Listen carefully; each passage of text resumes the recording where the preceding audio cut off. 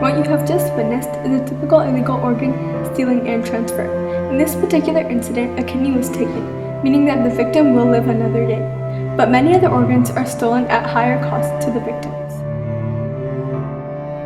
Now you may think that such an issue would be in the public's constant attention. But in our survey, 42 out of 100 people were not aware of the issue, and of those, even less knew the extent of the problem. Only 10% knew that organ trafficking is actually a $1 billion a year industry, and only 13% knew that the trade directly affects at least 12,000 people a year and indirectly affects millions. After the transfer, the organ will be carried by the middleman to an affluent person in need of an organ. Meanwhile, the victim, if the organ that was taken was vital, will be left to die. Most of the time, the stealing is done by various black market individuals, but in some parts, the stealing is actually done by the government. The most prominent example of this is in China, where the government kills prisoners specifically for the purpose of extracting their organs. In China, organ transplant is government business. I mean, 95% of the 13,000 organs is come from executed prisoners. A black market trade thrives in China as well, coexisting with the government programs, and they are less selective about their victims. In this clip, a young child is brutally victimized by the organ traffickers. 6-year-old Bin Bin went into the street near his house to play sometime before 6 p.m. An hour or two later, his mother called him inside, but he was nowhere to be found.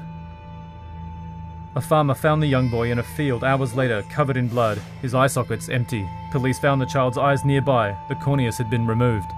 On the way to hospital, Bin Bin told his distraught father what he remembered. His story tells of a woman who drugged him before cutting his eyes out. She apparently said to him, don't cry, and I won't gouge out your eyes."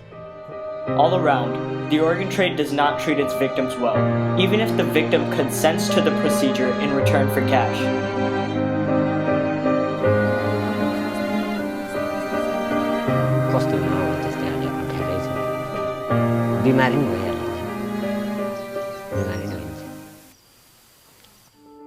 Depending on who the victim sells their organ to and which one they sell, they can get anywhere from $100 to about $4,000. However, the person who steals the organ can receive up to $200,000. This huge amount of money comes to the trafficker at little risk to himself. Meanwhile, the victim is left almost as poor as they were before the operation and with a compromised health.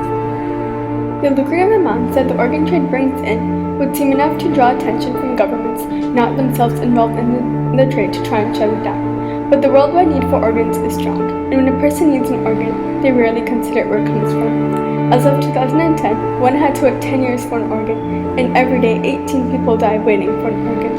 In addition, there continues to this day various broker-friendly hospitals in the United States that will take organs from anyone without asking questions, as long as the organ is in good condition. Even the dead are not safe. Incidents have been reported of funeral home directors removing and selling organs from a corpse before beginning the embalming process. In all, the pressure is strong to get organs by any means possible. As long as the rich are willing to steal from the poor to live, the trade will continue. Unless we come up with a solution. Since stopping this trade using legislation has been largely ineffective, it seems that the best way to stop it is to eliminate the need for the illegal organ trade in the first place. To do that, we would have to find a way to make organs 1, cheap, and 2, readily available, so that no one would need to resort to the expensive black market. Some of the world's brightest minds have already devoted time trying to find a solution, and it looks like there may already be one in the works. Combining stem cell research with the latest and greatest in 3D printing technology, scientists and doctors soon expect to be able to grow full organs outside the body for transplant into whoever needs one. Growing such organs would be cheap and speedy. Already they've been successful in growing ears and regenerating parts of damaged organs still in the body. With organs being grown, the wait time for an organ will decrease from 10 years to a few days or even hours, and expenses will go down as well. Then with grown organs being cheaper, legal, readily available, and more reliable in the long run than stolen organs, the illegal organ trade will have no reason for existing, and would quickly dwindle into nothing. But this won't happen on its own.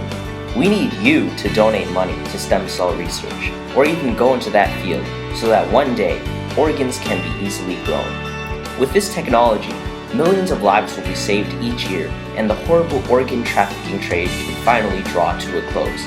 With your help, this can happen. You can end it!